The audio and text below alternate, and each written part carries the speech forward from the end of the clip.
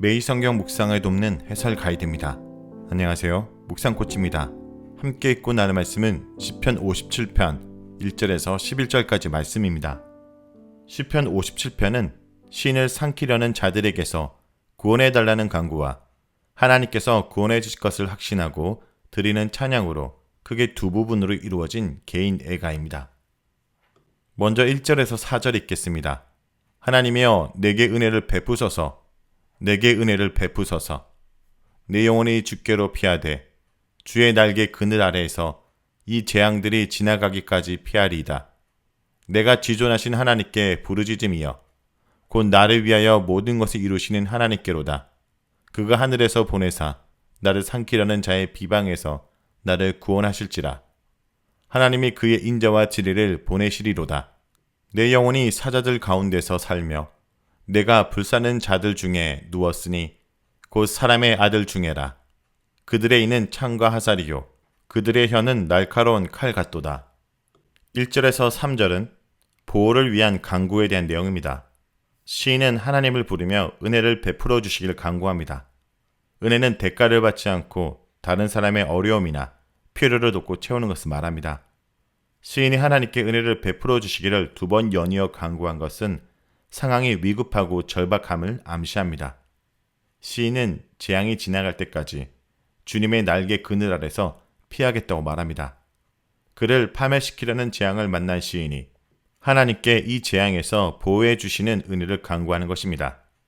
하나님의 날개 그늘은 위험으로부터 보호를 상징하는 은유입니다. 하나님께 피한다는 것은 시인이 자신의 생명과 미래를 전적으로 하나님께 맡기는 것입니다. 이는 하나님께 대한 철저한 신뢰를 의미합니다. 시인이 하나님을 신뢰하여 자신을 전적으로 의탁하는 것은 하나님이 지존하신 분이요 그를 의지하는 그의 백성을 위하여 그분이 가지고 계신 모든 목적을 이루시는 분임을 알기 때문입니다. 하나님은 모든 것을 창조하시고 다스리시는 우주의 왕이요 가장 높으신 지존자이십니다. 또한 그의 백성이 전적으로 하나님을 신뢰하고 의지하도록 그들의 필요와 안전을 책임지시는 분입니다. 하나님이 어떤 분인지를 아는 자는 절박한 위기에 하나님께 자신을 전적으로 의탁하고 보호를 간구합니다. 1절에서 2절의 간구 내용을 조금 더 자세히 설명하는 3절은 서술보다 소망을 나타내는 간구로 볼 수 있습니다. 하나님께서 하늘에서 보내셔서 나를 구원하시고 에서는 무엇을 보내시는지 목적어가 없는데 3절 끝 그의 인자와 진리를 보내시리로다에 근거하여 인자와 진리가 목적어라고 할 수 있습니다. 하나님이 하늘에서 인자와 진리를 보내셔서 나를 구원하여 주시고 나를 삼키는 자를 꾸짖어 주십시오라고 간구합니다. 인자와 진리는 인자와 성실로서 번역할 수 있는데 이는 중원법으로 변치 않는 신실한 사랑을 말합니다. 특히 이 두 단어는 하나님과 이스라엘 백성의 언약 관계에서 사용되며 하나님이 그의 언약 백성에게 약속하신 변함없는 신실한 사랑을 말합니다. 시인이 하나님께 은혜 베풀어 주시기를 간구했는데 은혜를 베풀기 위해서는 사랑과 능력이 있어야 합니다. 하나님은 절대 주권과 능력을 소유하신 지존자이시며 변함없는 신실한 사랑을 베푸시는 분입니다. 시인은 하나님이 어떤 분인지 알고 은혜를 베풀어 구원해 주시기를 간구한 것입니다. 4절은 대적으로 인한 탄식입니다. 시인이 대적으로 인해 고난당하는 자신의 상황을 탄식합니다. 시인은 언제 달려들어 해칠지 모르는 사자들 가운데 있는 것과 같습니다. 마치 다니엘이 사자굴에 던져진 상황과 같은 것입니다. 또한 불을 뿜어 주위의 모든 것을 태워버릴 것 같은 사람들 중에 누워있다고 합니다.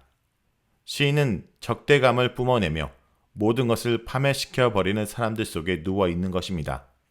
그는 적대감으로 가득 찬 대적들 속에서 어떤 공격을 당할지 모르는 위태위태한 상황에 있습니다. 더구나 대적들의 이는 창과 화살이며 그들의 해는 날카로운 칼 같다고 합니다. 창이나 화살, 날카로운 칼은 모두 사람을 해치는 전쟁 무기입니다. 대적들이 시인을 공격하되 전쟁의 무기로 공격하여 그의 생명을 해치려고 하는 상황입니다. 시인은 이런 상황에서 하나님께 간구하고 있는 것입니다. 다음은 5절입니다. 하나님이여 주는 하늘 위에 높이 들리시며 주의 영광이 온 세계 위에 높아지기를 원하나이다. 5절에 나오는 후렴은 이 시를 크게 간구와 찬양 두 부분으로 나누는데 5절은 첫 부분인 간구를 바치는 후렴구로 사용됩니다. 후렴구에서 하나님이 하늘과 땅의 절대 주권을 가진 위대한 왕이심을 선언하며 그의 위엄과 영광이 온 땅 위에 널리 드러나기 구합니다. 생명의 위협 속에 있는 시인이 하나님의 절대 주권을 선언하며 하나님의 영광이 드러나기 구하는 것은 우주를 통치하는 왕이요 재판장이신 하나님께 악을 행하는 대적들을 심판하시고 그의 백성을 승리로 구원해 주실 것에 대한 소망과 확신을 전제로 합니다. 특히 대적들이 절대 주권을 행사하므로 이를 탄식하는 4절과 6절 사이에서 하나님의 절대 주권을 선언하는 5절은 이 시의 핵심 주제를 표현합니다. 다음은 6절에서 11절 읽겠습니다. 그들이 내 걸음을 막으려고 그물을 준비하였으니 영원히 억울하도다. 그들이 내 앞에 웅덩이를 팠으나 자기들이 그 중에 빠졌도다. 하나님이여 내 마음이 확정되었고 내 마음이 확정되었사오니 내가 노래하고 내가 찬송하리이다. 내 영광아 깰지어다. 비파야 수금아 깰지어다. 내가 새벽을 깨우리로다. 주여 내가 만민 중에서 주께 감사하오며 문나라 중에서 주를 찬송하리이다. 무릇 주의 인자는 커서 하늘에 미치고 주의 진리는 궁창에 이르나이다. 하나님이여 주는 하늘 위에 높이 들리시며 주의 영광이 온 세기 위에 높아지기를 원하나이다. 6절은 대적의 멸망에 대한 확신입니다. 6절에서 다시 대적들에 대한 묘사가 나옵니다. 여기서 대적들은 몰래 그물을 치거나 구덩이를 파서 동물을 잡는 사냥꾼의 모습으로 비유됩니다. 대적들이 시인을 잡으려고 은밀하게 함정을 파놓고 노리고 있는 상황입니다. 영원히 억울하다라는 것은 대적들의 공격에 시인의 기가 꺾이고 쓰러지는 경험을 한 것으로 볼 수 있습니다.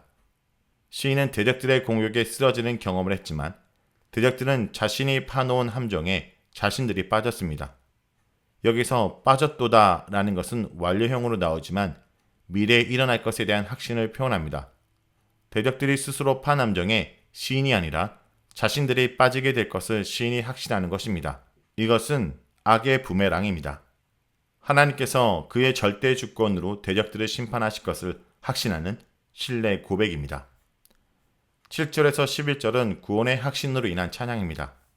하나님이 절대 주권으로 대적들을 심판할 것이라는 확신 가운데 시인은 마음이 흔들리지 않고 견고해집니다.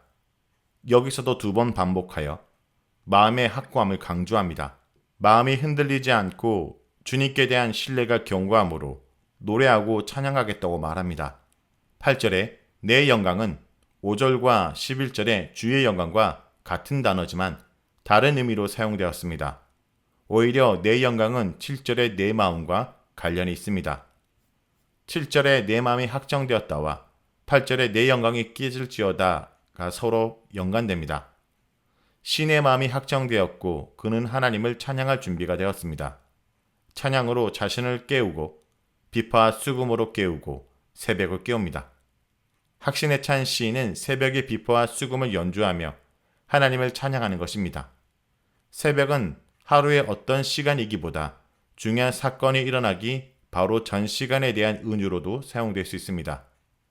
즉 새벽이라는 말은 새로운 것, 다른 것, 이전의 낮과 밤과 대조되는 미래라는 의미를 전달합니다. 구약에서 여호와의 구원은 새벽이나 아침에 기대되었습니다. 시인은 곧 있을 하나님의 구원 역사를 기대하며 새벽에 하나님을 찬양합니다. 이제 시인의 찬양은 개인에게서 만민과 문나라로 확장됩니다. 7절과 9절의 시인이 그의 마음으로부터 온 세상의 백성들과 나라에게 찬양할 준비가 된 것을 보여줍니다. 히브리 원문에서 10절 앞에 왜냐하면이 나와서 찬양의 이유를 말해줍니다. 시인은 여호와와 인자와 진리를 인해 찬양합니다. 시인이 찬양으로 깨우는 여호와의 구원하심의 근거는 여호와의 변하지 않는 신실한 언약적 사랑입니다. 11절은 찬양의 내용입니다. 하늘과 땅에서 절대 주권을 가진 우주의 왕의 위엄과 영광이 온 땅 위에 널리 드러나기를 구하며 찬양합니다.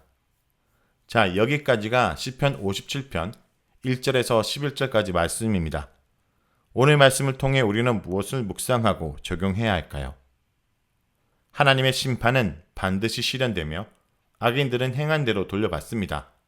대적들은 시인을 사로잡기 위해 은밀히 그물을 치고 웅덩이를 파지만 그 웅덩이에 빠진 사람은 바로 자신들입니다. 이처럼 다른 사람에게 한 행동이 내게 부메랑처럼 돌아온다면 어떻게 하는 것이 지혜로울 것인지 생각해야 됩니다. 성도 여러분, 오늘도 악인에 대한 하나님의 심판이 반드시 이루어진다는 것을 믿고 하나님을 의지하고 하나님께 순종하는 주의 백성들로 살아가길 간절히 기도드립니다.